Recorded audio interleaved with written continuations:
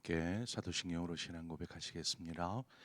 나는 전능하신 아버지 하나님 천지의 창조주를 믿습니다. 나는 그의 유일하신 아들 우리 주 예수 그리스도를 믿습니다. 그는 성령으로 잉태되어 동정녀 마리아에게서 나시고 본디오 빌라도에게 고난을 받아 십자가에 못 박혀 죽으시고 장사된 지 사흘 만에 죽은 자 가운데서 다시 살아나셨으며 하늘에 오르시어 전능하신 아버지 하나님 우편에 앉아 계시다가 거기로부터 살아있는 자와 죽은 자를 심판하러 오십니다. 나는 성령을 믿으며 거룩한 공교회와 성도의 교제와 죄를 용서받는 것과 몸의 부활과 영생을 믿습니다. 아멘. 우리 함께 찬송가 263장 이 세상 험하고 나 비록 약하나 우리 함께 찬송하도록 하겠습니다. 찬송가 263장입니다.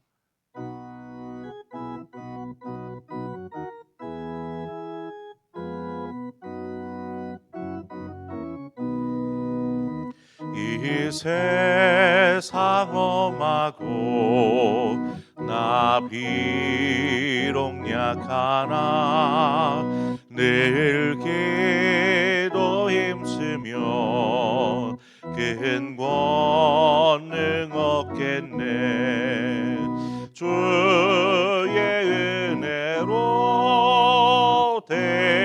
대속받아서 비와 같이 붉은 죄 눈같이 이겠네. 주님의 권능은 한없이 크오니 돌 같은 내 마음 곧 녹여주소서. 주의 은혜로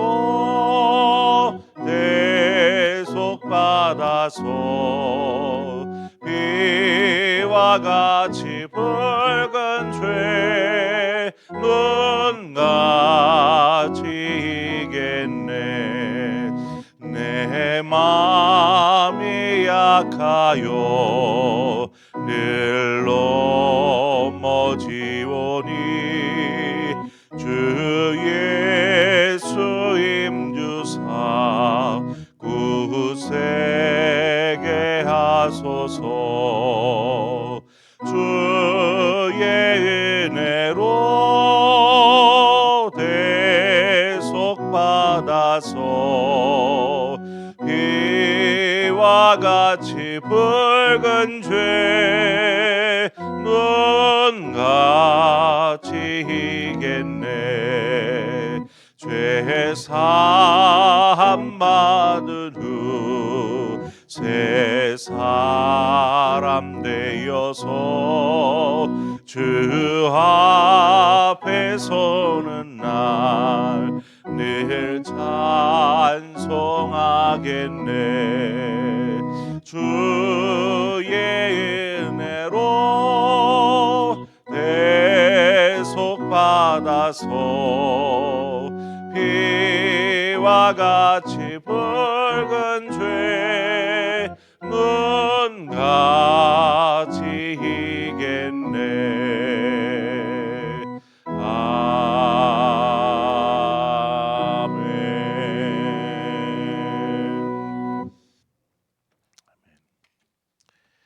하나님 말씀 보겠습니다. 열왕기하 9장 25절에서 마지막 29절까지 계속해서 보겠습니다.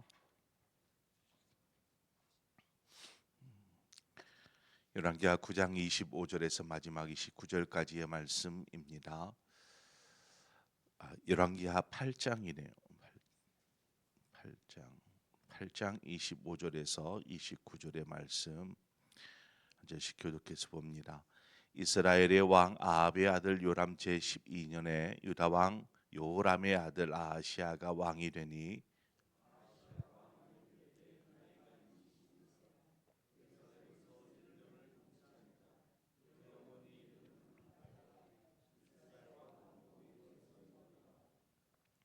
아하시아가 아합의 집 길로 행하여 아합의 집과 같이 여호와 보시기에 악을 행하였으니 그는 아합의 집의 사위가 되었음이로라.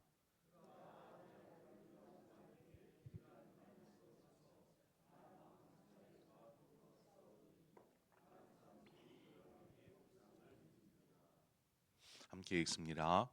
요람 왕이 아람 왕 하사엘과 싸울 때에 라마에서 아람 사람에게 당한 부상을 치료하려고 하여 이스라엘로 돌아왔더라. 유다의 왕 요람의 아들 아하시아가 아합의 아들 요람을 보기 위하여 내려갔으니 이는 그에게 병이 생겼음이더라. 아멘. 유다의 왕 여호람이 이제 죽고 나서 그의 아들 아하시아가, 오늘 본문에 나오는 아하시아가 왕이 됩니다. 어, 요람도 동명이인이었듯이 아하시아 역시 동명이인입니다. 북이스라엘의 아합 왕, 그의 아들 이름이 아하시아입니다. 그래서 아합이 죽고 그 다음 이어서 아하시아가 왕이 되지요. 이 남유다 왕 아하시아는 왕이 된 지 1년 만에 죽게 됩니다. 1년 만에. 그러니까 단명한 거죠. 왕위에 오른 지 1년 딱 되어서 죽음을 당합니다. 왜 이렇게 일찍 아하시아 왕이 죽게 되었을까? 뭐 이렇게 상황을 살펴보면 그 모든 영향이 이 아합 가문에 있는 것을 우리는 찾아볼 수 있습니다. 아합 가문의 영향. 아하시아의 모친은 아달랴, 즉 아합의 딸입니다. 그러니까 아합의 딸인 어머니를 둔 이 아하시아는 그러면 그 외가가 되겠죠. 아합의 가문이 외가가 됩니다. 즉 서로 간에 어떤 친족 관계로 엮여 있습니다. 그러니 얼마나 가깝게 지내겠습니까? 게다가 아하시아 역시 아합 가문의 딸과 결혼을 합니다. 그래서 어, 이제는 뭐 뗄래야 뗄 수 없는 관계로 계속 이어가고 있는 상황을 보게 됩니다. 사단의 행하는 모습들이 바로 이와 같습니다. 사단의 행태가, 사단은 자신의 손아귀에 움켜진 것에 대하여서 그 먹잇감 결코 놔주지를 않습니다. 우리가 곤충 거미를 보면 아시겠지만 거미가 이렇게 촘촘하게 거미줄을 쳐놓으면 이제 날아다니는 곤충들이나 뭐 이렇게 하다가 이 거미줄에 걸립니다. 거미줄에 걸리면 거미가 쏜살같이 다가가서 그 먹잇감을 이렇게 감싸 버리게 됩니다. 그래서 한번 거미줄에 걸린 곤충은 거기에서 벗어날 수가 없게 만들어 버리는 것이죠.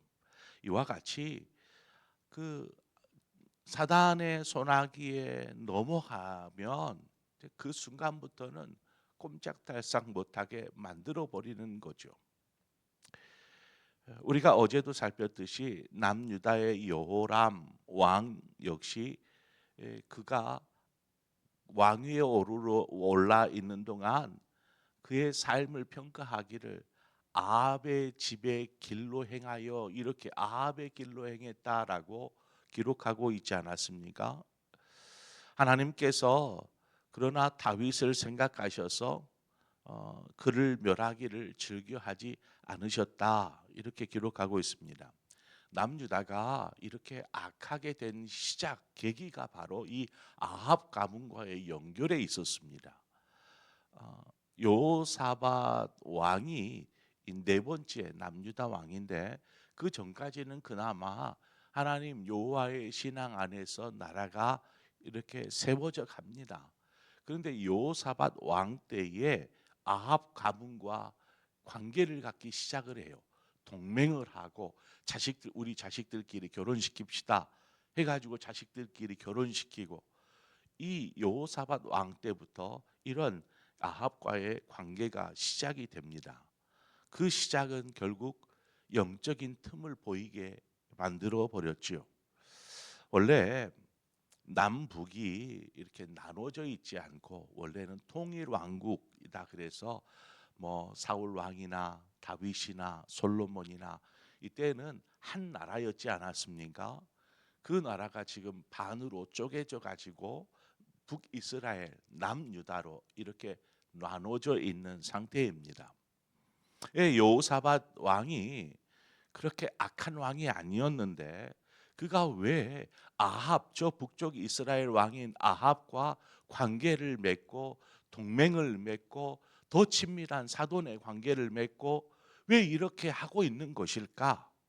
생각을 해보면 그렇습니다. 그에게 있어서 이 북쪽 아합과의 관계를 맺기 시작한 것은 뭐 특별하게 어떤 그 악한 의도에서 시작된 것은 아니었습니다. 북쪽 우리는 원래 한 나라지 않았습니까? 그런데 앞에 선대에 이제 나눠지고 나서는 서로 이제 팽팽하게 싸우기 시작합니다. 전쟁도 치르고요. 네, 요사밭이 볼 때에는 그랬던 것 같아요. 우리가 한 나라인데 왜 싸워야 합니까? 왜 싸워야 합니까? 이제 서로 우리 평화로운 관계로 지냅시다. 이 의도하에 이런 북쪽 아합과 관계를 맺기 시작한 것입니다. 그러니까 그 생각, 그 의도는 선한 것이라고 말할 수 있겠지요. 우리 전쟁하지 맙시다. 한 민족이었지 않았습니까? 이런 의도에서 시작되어졌던 것입니다. 그러나 이것이 나라를 바르게 세우기보다는 그 사단에게 틈을 주는 그런 상황이 되어버리고 말았습니다. 그래서 서로는 싸우지는 않았습니다. 동맹 관계이니까. 그러다 보니까 겉으로는 좋아 보여도 이때부터 남유다는 점점 북이스라엘의 영향을 받게 되고 우상이 들어오기 시작하고 죄악의 길로 접어들기 시작하는 것이죠. 북이스라엘의 아합의 가문이 이제 주도권을 가지고 북이스라엘이 무슨 주변의 나라와 전쟁을 치른다. 그러면 이제 동맹 관계니까 야 남유다 왕이여 와서 우리를 도우라. 그래가지고 전쟁을 치릅니다. 뭐 이런 일들이 비일비재했습니다. 항상 남유다가 함께 참전하여서 그렇게 남유다는 어떻게 보면 아합 가문의 시녀처럼 그렇게 되어가고 있었습니다. 어느 순간의 잘못이 아닙니다. 계속 이어지다 보니까 자신도 모르게 그렇게 젖어 있는 것이죠.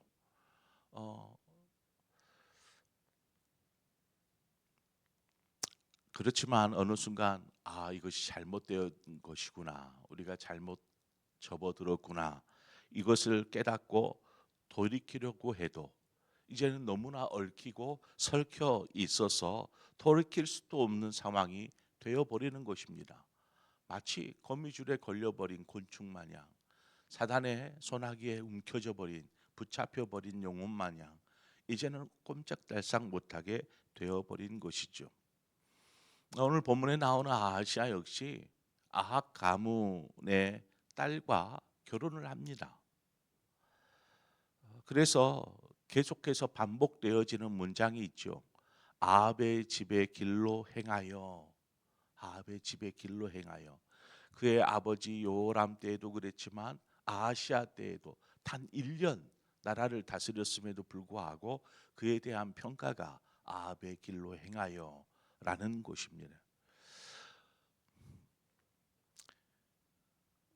그의 아버지 요람 때부터 이어져 온 우상 숭배 이러한 죄악을 그냥 그대로 방치하고 아시아 역시 그대로 따라했다 이렇게 평가할 수 있겠지요.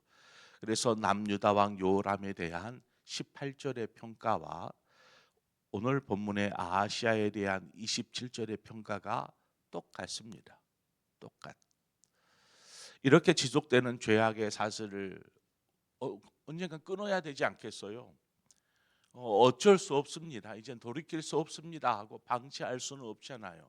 분명히 이러한 죄악의 새살은 깨뜨려져야 합니다. 자, 그러면 어떻게 이 연결고리 저 북쪽과의 관계를 끊어버릴 수 있을까? 아니면 죄악 가운데서 벗어날 수 있을까? 어떻게 하면 되겠습니까? 사람의 힘이라면, 사람의 힘으로 할 수 있다면 얼마나 좋겠습니까마는 이것을 깨뜨리는 것은 하나님의 도우심이 아니면 어렵다라는 것입니다. 인간이 아무리 선하게 살려고 해도 죄악에서 벗어날 수 없습니다. 왜요? 이제 죄성을 가지고 있으니까, 악한 마음을 품고 살아가니까 악한 행위가 나올 수밖에 없는 것처럼, 이 악한 마음을 가지고 있으니까 돌이킬 수가 없는 것입니다. 어떻게 하면 됩니까? 하나님께서 우리의 악함을 누구보다 잘 아십니다. 우리의 죄악됨을 누구보다 잘 아십니다. 그러나 독생자 예수 그리스도를 보내셨지요. 주의 은혜로 대속받아서 피와 같이 붉은 재 눈같이 되겠네. 우리 찬송했던 것과 같이 예수 그리스도를 통하여서 우리와 사단과 어둠의 권세와 묶여 있는 이 모든 사슬을 끊어 버렸다라는 사실입니다. 시편 124편 7절은 우리에게 말합니다. 우리의 영혼이 사냥꾼의 올무에서 벗어난 새같이 되었나니 올무가 끊어짐으로 우리가 벗어났도다. 우리는 자유케 되었다라는 것입니다. 우리가 다시 죄의 덫에 빠지지 않기 위해서 이제는 우리가 자유케 되었으니 죄의 덫에 다시 거미줄에 다시 붙잡히는 일이 없어야 되지 않겠습니까? 사단의 종이 사단의 노예가 되지 않아야 되지 않겠습니까? 그러기 위해서는 어떻게 해야 될까? 영적 분별력을 갖는 것입니다.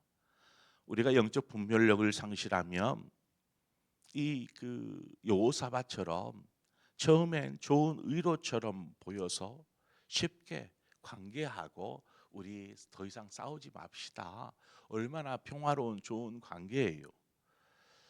이런 좋은 의도에서 시작된 이러한 간단한 일들 결국 그것이 시초가 되어서 죄악으로 빠뜨려 버리는 것이죠. 아담과 하와도 그랬습니다. 사단이 이들을 유혹할 때에 이런 너무나 쉬운 방법이었습니다. 우리가 영적 분별력을 가지기 위해서 이것이 사단의 유혹이구나. 우리의 눈에 볼 때에는 선하게 보인 것 같고 좋아 보이는 것 같고 보암직도 하고 먹음직도 해 보일지 모르지만 그것이 사단의 유혹이구나. 사단의 시험이구나. 나를 넘어뜨리게 하기 위해서 결국엔 나를 잡아 죽이기 위해서 이 사단이 나를 공격해 오고 있구나라는 것을 분별할 수 있어야 하는데 이 영적 분별력 어떻게 가질 수 있을까? 성경은 말합니다. 고린도전서 2장 13절에 우리가 이것을 말하거니와 사람의 지혜가 가르친 말로 아니하고 오직 성령께서 가르치신 것으로 하니 영적인 일은 영적인 것으로 분별하느니라. 성경은 말합니다. 자, 그러면 우리가 영적 분별력이 필요한데 그 분별력이 어디에서 온다고요? 성령의 도우심 아래에서. 성령께서 도우시고 우리를 가르쳐 주심으로 우리가 영적 분별력을 가질 수 있다라는 것입니다. 성령님은 그러면 어떻게 우리에게 영적 분별을 할 수 있도록 도우시고 가르치시는 것일까? 그것은 곧 하나님의 말씀을 통해서입니다. 디모데후서 3장 16절 17절은 우리에게 그 말을 하고 있습니다. 모든 성경은 하나님의 감동으로 된 것으로 교훈과 책망과 바르게 함과 의로 교육하기에 유익하니 이는 하나님의 사람으로 온전하게 하며 모든 선한 일을 할 능력을 얻게 하려 함이라 말씀하고 있습니다. 그러니까 이 모든 것이 어디에 있다고요? 성경에 있는데 이 성경 모든 성경은 어떻게 되어 있어요? 하나님의 감동으로 되어 있다라는 것입니다. 그래서 성경을 우리의 지식으로 지혜로 풀어가는 것이 아니라 성령으로 풀어가는 것이죠. 그 안에 성령께서 깨닫게 하시고 말씀하시는 것들이 깨달아지고 이것이 깨달아지면서 삶의 영적 분별력이 생기고 이런 삶을 바르게 세워갈 수 있다라는 것입니다. 우리가 영적 분별력을 가진 온전한 하나님의 사람이 되기 위해서 말씀 앞에 서야 합니다. 아시아가 1년을 통치하였는데 어, 북이스라엘의 요람이 음, 아람을 공격하기 위해서, 즉 길앗 라베 라못을 되찾기 위해서, 원래는 이제 이스라엘 땅이었는데 아람이 빼앗아 갔으니까 그 땅을 되찾기 위해서 남쪽에 있는 아시아에게 도움을 요청합니다. 와서 우리를 도우라. 같이 이 전쟁에 나아가자. 그래서 요람과 아하시아가 함께 이 전쟁에 참여합니다. 아람과의 전쟁에. 그때의 아람 왕이 하사엘이었는데 이 전쟁에 참여했다가 북이스라엘 왕인 요람이 전쟁 중에 상처를 입게 됩니다. 그리고 이제 돌아오죠. 상처로 인해서 이것이 이제 병으로 이어지게 될 때 남쪽의 아시아 왕이 병문안을 옵니다. 이그 요람을 만나서 위로하기 위해 이 병문안을 이렇게 아래에서 위로 오던 과정 속에 예후에 의해서 살해를 당하고 맙니다. 죽임을 당하는 거죠. 그래서 1년밖에 이렇게 왕위에 오르지 못한 채 죽음을 당하게 됩니다. 이 모든 일들을 보면 하나님께서 죄악을 범한 아합, 그 아합 가문과 연결되어져 있는 요람이나 아하시아나 이러한 것들에 대한 하나님의 심판이었다라는 것이죠. 1년 단명하게 된 것, 그것도 하나님의 심판이었던 것입니다. 하나님의 심판이 당장 일어나지 않는다라고 괜찮은 것이 아닙니다. 하나님께서 참고 인내하며 돌아오기를 기다리시는 것이죠. 그러나 언젠가 하나님의 심판이 칼을 꺼내 들었을 때에 결국 이와 같은 일들이 일어날 수밖에 없더라는 것입니다. 그러기 전에 우리가 하나님께로 나아가야지요. 그리고 영적 분별력을 가지고 이 땅을 믿음 안에서 살아가야지요. 그냥 좋은 게 좋다 하고 그냥 그렇게 나아가서는 안 된다라는 것입니다. 그것이 또한 우리의 살 길인 것입니다. 우리가 걸어가야 할 길, 우리가 그것을 잊지 말고 늘 깨어서 말씀 앞에서 성령께서 깨닫게 하시는 것들, 그것을 붙잡고 우리가 나아갈 때에 우리의 삶은 어그러지지 않고 설령 넘어졌다 가도 하나님께서 일으켜서서 바른 길, 생명의 길 걷게 하여 주실 줄 믿습니다. 그 길 걸어가시는 우리 모든 성도님들 되시기를 주의 이름으로 축원합니다. 함께 기도하겠습니다. 좋으신 하나님 아버지, 은혜와 사랑을 감사합니다. 우리가 참 보기에는, 생각하기에는 선하고 아름다운 것처럼 보이지만 그 뒤에 숨어져 있는 그 사단의 그 교묘한 속임수와 또 유혹과 시험인 것을 우리가 잘 분별하면 좋겠지만, 하나님, 우리가 영적으로 깨어 있지 않으면 쉽게 그저 눈에 보이는, 생각하기에 좋은 그것들을 쫓아감으로 결국 죄악의 구렁텅이에 빠져서 허우적대는 그런 삶을 살 수밖에 없음을 우리는 말씀을 통해서 깨닫게 됩니다. 하나님, 우리가 이러한 사단의 권세로부터 자유케 되었는데, 모든 죄악의 사슬들을 예수 그리스도를 통해 깨뜨려 주셨는데, 이제 우리가 다시금 이 사단의 유혹에 넘어가서 죄악에서 헤매이고 있을 하나님, 우리가 아니지 않습니까? 그러기 위해서 늘 우리의 영적 분별력을 가지고 이 땅을 살아갈 수 있도록 인도하여 주시옵소서. 그러기 위해 하나님, 우리가 말씀을 가까이 하고 말씀을 보고 말씀을 듣고 그 속에서 성령께서 도우사 우리로 하여금 교훈하시고 깨닫게 하시는 그 말씀을 붙잡게 하시고 그 말씀으로 이 땅을 승리하며 살아갈 수 있도록 인도하여 주시옵소서. 성령님, 우리로 하여금 깨달을 수 있도록 하나님께서 은혜를 더하여 주시기를 원합니다. 성령의 감동으로 되어진 하나님의 말씀 임의대로 해석하지 않게 하시고 성령께서 깨닫게 하시는 그 말씀 붙잡고 오늘을 살아가는 우리 성도들 되게 하여 주시옵소서. 예수 그리스도의 이름으로 기도합니다. 하나님 아멘. 이 시간 우리 함께 말씀을 생각하면서 하나님, 우리가 늘 깨어서 하나님 말씀 앞에 서 있는 사람, 성령께서 우리를 도우셔서 말씀을 들을 때, 말씀을 읽을 때 깨달아지는 은혜가 있게 하여 주시고, 그 깨달아진 것을 그렇구나 하고 넘어가는 것이 아니라 그 말씀에 순종하는 삶을 통해서 우리의 삶의 걸음이 생명의 길을 걷는 자, 하나님의 길을 걷는 자 될 수 있도록, 어리석은 아합의 길을 걷는 그러한 죄악을 행하는 사람 아니라 살 길, 예수의 길을 걸어가는 우리가 되게 하여 주옵소서. 우리 그런 마음으로 함께 기도하기를 원하고, 오늘은 우리나라와 민족을 위해서, 한국 교회를 위해서 함께 기도하도록 하겠습니다. 그리고 여러분 각자의 기도의 제목으로 기도하시다 자유롭게 돌아가시겠습니다. 함께 기도하겠습니다. 좋으신 하나님 아버지, 우리가 오늘 말씀을 통하여서 우리에게 들려진 말씀들을 다시 한번 되새기고 상고합니다. 아버지여, 도우사